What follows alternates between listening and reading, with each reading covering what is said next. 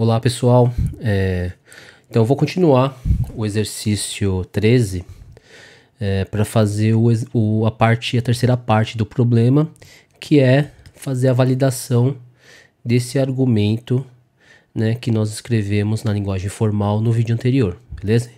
Então nesse vídeo a gente vai fazer a validação desse argumento, então a validação do argumento, beleza? Então qual é o argumento, né? Então só vou copiar esse argumento aqui para poder trabalhar um pouquinho em cima nele, tá joia? Então a gente vai validar esse argumento aqui, tá? Só lembrando que essa expressão nós fizemos no vídeo anterior, tá? No vídeo passado. Então caso tenha alguma dúvida, assista, beleza? E então vamos lá, tá? Então como que a gente vai validar esse argumento? A gente vai validar por meio de dedução, beleza? Tá? Então o que é esse método dedutivo, né? A gente vai considerar essas hipóteses como sendo verdadeiras, ou que a gente tem essas hipóteses, e a partir delas a gente vai tentar construir essa conclusão, beleza?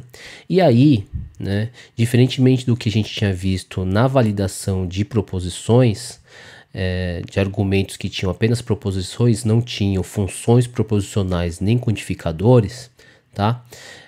A gente vai ter que considerar esses quantificadores agora, beleza? Então o que muda de uma validação de argumentos com proposições para essa que tem função proposicional e quantificadores é principalmente trabalhar com esses quantificadores, tranquilo? Tá? Porque a ideia das relações de equivalência e de inferência ficam as mesmas, beleza? Mas só tem que tomar cuidado, como eu disse, com esses quantificadores, tranquilo? Então tá, então vamos lá, ó. Primeira coisa é o seguinte, lembra que eu falei que no argumento, tá? Ou melhor, numa função proposicional com quantificador, esse para todo, ele normalmente está relacionado com essa implicação, certo? Então, para todo, implicação, e o existe com E, beleza? Tá? E aí, para deduzir esse argumento, a primeira coisa que a gente vai fazer é tirar essa negação desse existe, porque senão a gente não vai conseguir chegar em muita coisa negando um quantificador, beleza? A gente não vai... É muito ruim a gente deduzir coisas aqui para chegar numa negação de um existe, tá? Então, o que a gente vai fazer aqui? A gente vai escrever uma equivalência dessa parte, beleza? E aí, vamos lembrar quais são as duas equivalências que nós temos, beleza? Então, a primeira equivalência é o seguinte, não existe x tal que esse x obedece uma certa propriedade, tá? É a mesma coisa, tá? Então, é equivalente a dizer o quê? Que todo x não respeita essa propriedade, beleza? Só para exemplificar aqui, ó, então imagina o seguinte, ó, se eu tenho então uma certa propriedade P, então ó, não existe x, beleza? Tal que tem essa propriedade, ou seja, todo mundo tá fora dele, beleza? Tá? Então meus x estão aqui fora, então não existe x, beleza? Que tá aqui dentro, não existe x que tem essa propriedade, então não existe x que tem essa propriedade, os x estão todos fora, beleza? Tá? Ou seja, isso é equivalente a dizer o quê? Que todo x não tem a propriedade P, ou seja, todo x está fora de P, é a mesma coisa dizer isso, tudo bem? Tá? Então não existe x tal que ele tem essa propriedade P de x, é a mesma coisa dizer que todo x então não tem essa propriedade, beleza? Ou não está dentro dessa função proposicional, tá? Se você quiser um pouco mais formal assim. Qual que é a outra equivalência, né? Que nem todo x, tá? Tem uma certa propriedade, beleza? Então isso é equivalente a dizer o que, tá? Que existe x que não tem essa propriedade, beleza? Então, ó, nem todo x tem uma propriedade P. Então vamos imaginar a situação aqui, ó. Eu tenho o meu P, beleza? Uma propriedade P, uma função proposicional P aqui. E aí eu tenho o x. Então o x ele fala nem todo. Então cuidado com esse nem todo, porque falar nem todo não é dizer que não existe. Então pode ser que tenha e pode ser que não tenha. Então, por exemplo, ó, nesse caso eu vou construir um outro conjunto aqui, ó. Qualquer, beleza? Vou chamar de Q. Então, ó, nem todo X tem essa propriedade P. Então, os meus X, eles podem estar tanto aqui, ó, quanto aqui fora, beleza? Quanto aqui fora também. Tudo bem? Então, ó, nem todo X tem essa propriedade. Então, eu tenho X que não tem, mas eu posso ter X que tenha essa propriedade. Beleza? Então, isso é equivalente a dizer o quê, tá? Se nem todo X tem essa propriedade, é porque existe, tá? Existe alguém que não tem essa propriedade, ou seja, ó, tem esses... Então, existe carinhas aqui que não tem essa propriedade P, beleza?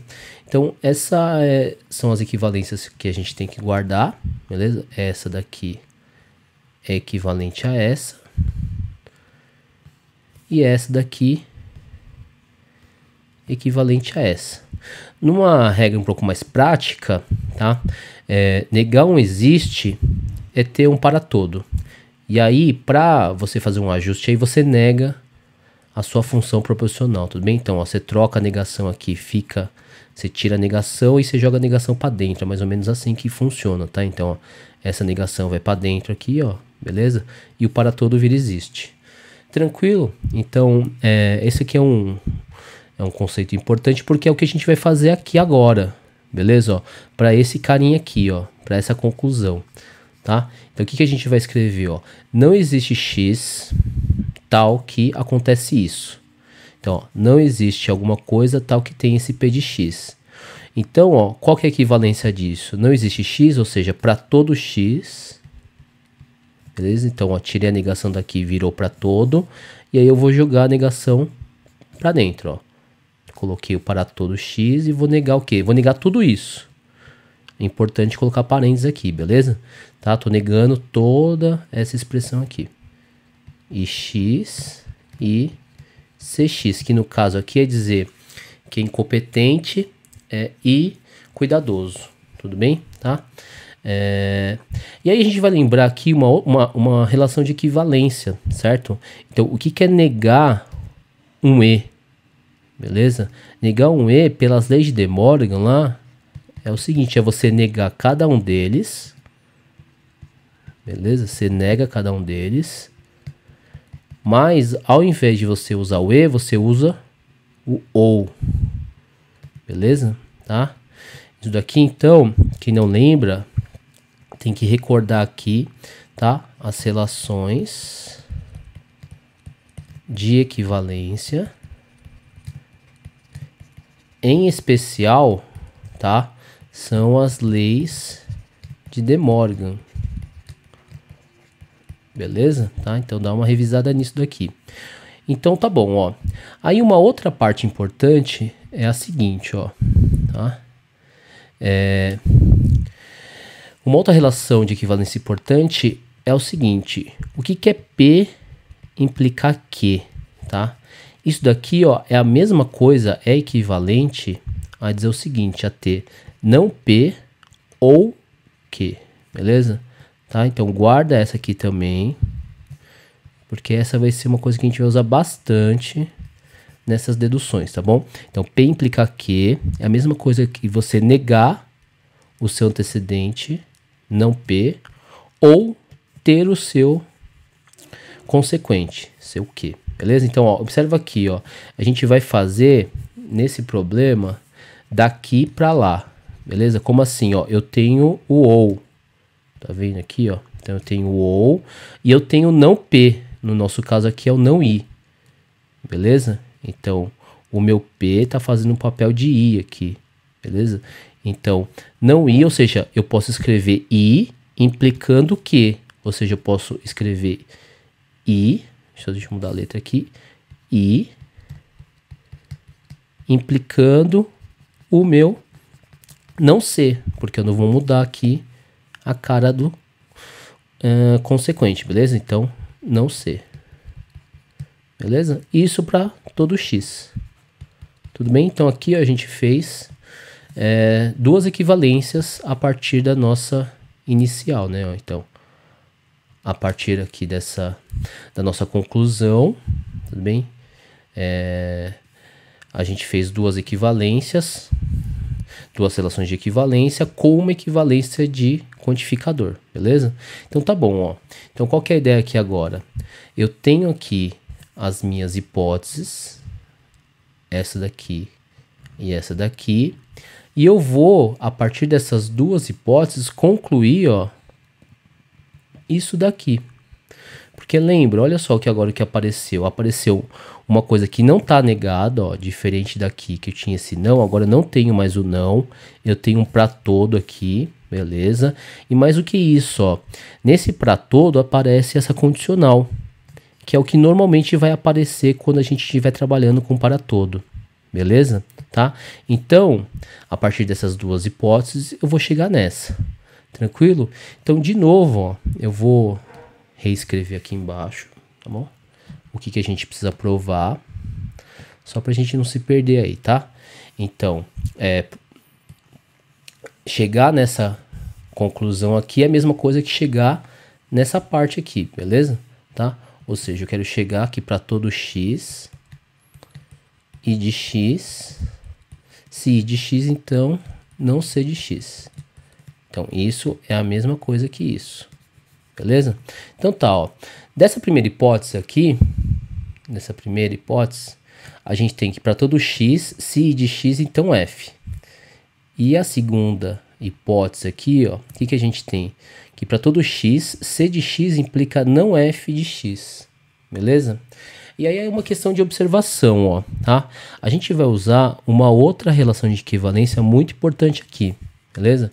Qual que é essa relação de equivalência, tá? Se eu tiver P implicando Q, tá? Isso daqui é equivalente a dizer o seguinte: se eu não tenho o Q, então eu não tenho o P. É o que a gente chama de contrapositiva, beleza? Essa relação de equivalência aqui. Tá já? Então a contrapositiva. P implica Q é a mesma coisa que não Q implica não P. Por quê? Ó, observa aqui então, né? Então, para todo x, C de x implica não F. Então, se eu negar esse cara, então eu nego esse. Para todo x, beleza? Então, ó, o que é negar esse cara? Como esse cara está negado, negar uma negação, lembra, é ter a sua própria função, beleza? Então, olha só, isso daqui é equivalente a dizer o que, ó? Não F. Então, lembra, ó, P implicando o quê?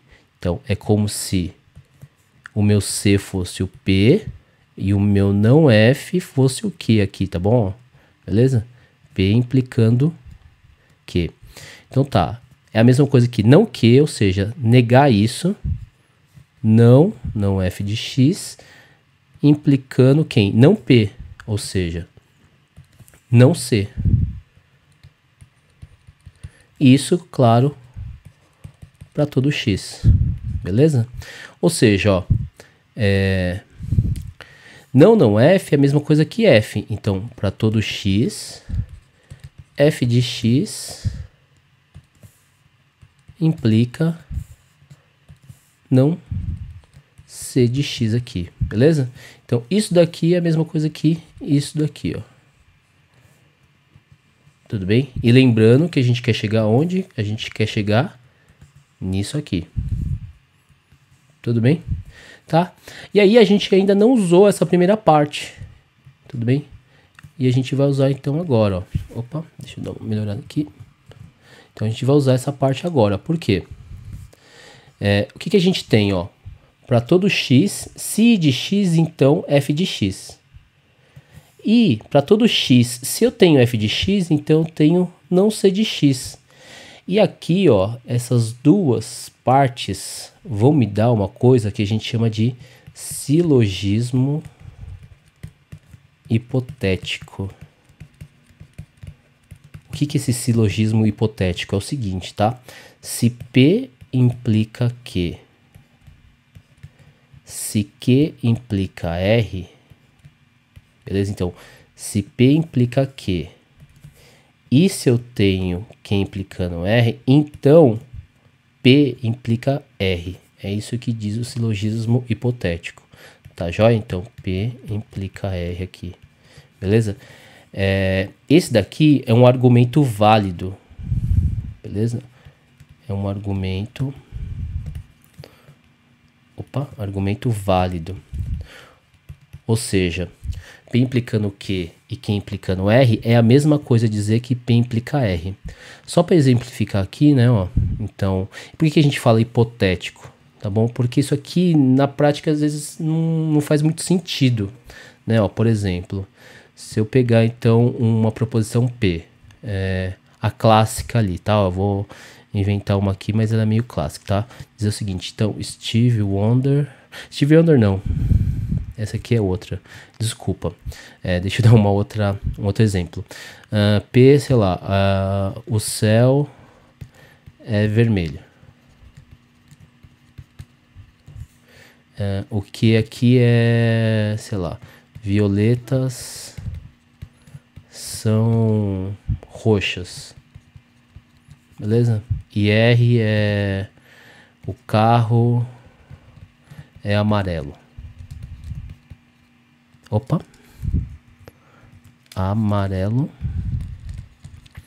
Então, o que está escrito aqui, ó? Se o céu é vermelho, então as violetas são roxas, tá? Então, P implicando o quê?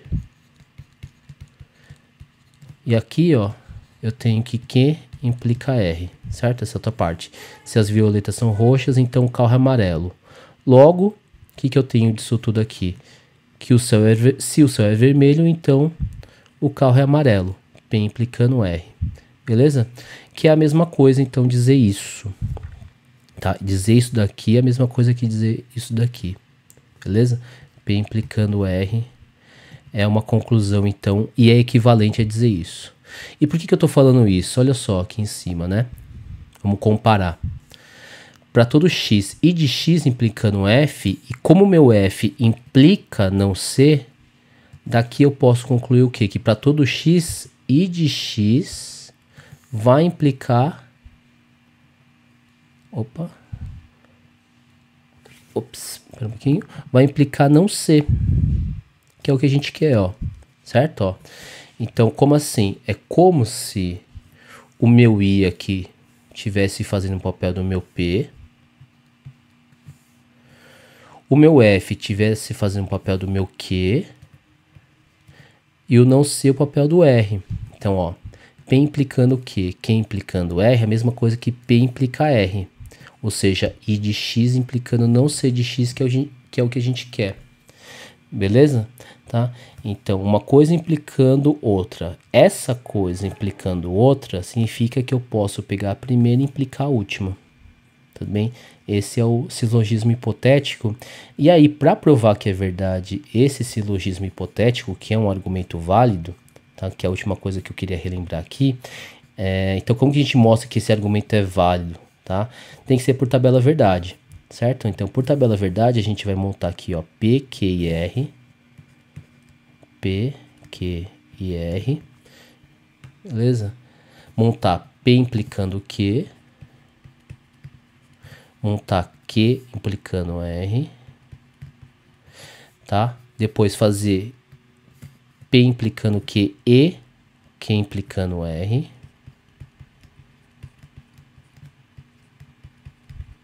Depois fazer P implicando R. P implicando R. E aí depois finalizar, então, né? Só para simplificar aqui a coluna, vamos chamar isso aqui de A. Isso aqui de B, beleza? Então esse aqui é meu A, esse aqui é meu B. E aí no final eu quero A implicando B, certo?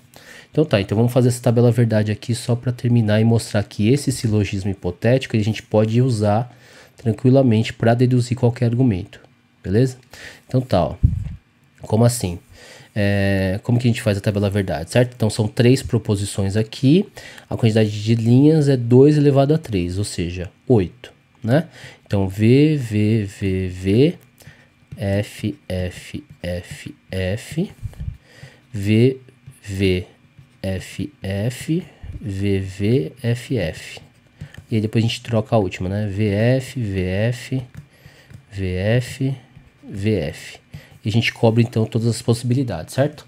Então P implicando Q, certo? Verdade implicando verdade, verdade, verdade implicando verdade, verdade, verdade implicando falso é o único modo falso da condicional, certo? E falso pode implicar qualquer coisa, que vai ser verdade. Q implicando R, então verdade implicando verdade, verdade implicando falso é a única parte que é falsa, certo? Falso pode implicar qualquer coisa aqui, vai ser verdade. Verdade implicando verdade, beleza. Verdade implicando falso não pode. E falso pode implicar qualquer coisa. Aí a gente vai fazer então o A. O que é o A? É isso e isso. Então lembra, o E vai ser verdade só se as duas forem verdade. Se uma for falsa, já é falsa. Falsa aqui. As duas são falsas, as duas são verdades, verdade. Como tem uma falsa aqui é falsa e as duas embaixo aqui, verdade, verdade, certo? Agora vamos para o P implicando R, ou seja, P implicando R, verdade implicando verdade, verdade, verdade implicando falso, falso, verdade implicando verdade, verdade, verdade implicando falso aqui, falso, falso pode implicar qualquer coisa, certo? Que vai ser verdade. Beleza? E agora a gente quer o quê? Então, isso, o A, implicando o B. Verdade implicando verdade? Verdade. Falso pode implicar qualquer coisa que vai ser verdade, certo? Verdade implicando verdade, verdade. Falso implicando verdade é verdade. Falso implica qualquer coisa. E verdade implicando verdade, verdade. Ou seja, a gente concluiu aqui, ó, uma tautologia. Ou seja, esse argumento aqui, este argumento é um argumento válido. Beleza? Então, uma coisa, P implicando Q e Q implicando R, eu posso então simplesmente dizer que P implica R. Beleza? Então, finalizando o nosso exercício, o que a gente tem aqui, certo? Ó, vou agora resumir a ideia, tá bom? Que a gente chegou? A gente chegou no seguinte. Das hipóteses, eu tenho o quê? Das hipóteses eu tenho o seguinte. Primeiro, que para todo x, I de x implica não f de x, essa é a primeira parte. A segunda parte aqui, ó, o que eu já posso deduzir, né? Que se eu não tiver essa parte, então eu não tenho essa. Certo? E por essas duas aqui, então, pelo silogismo hipotético, para todo x, I de x implica não ser de x, que é o que a gente queria, porque isso é equivalente justamente a isso aqui, certo? Beleza? Então o argumento é válido. Tudo bem, eu vou fazer o exercício 13, o item B, agora de uma maneira mais corrida, sem explicar tanta teoria e exemplificar, beleza? Então valeu!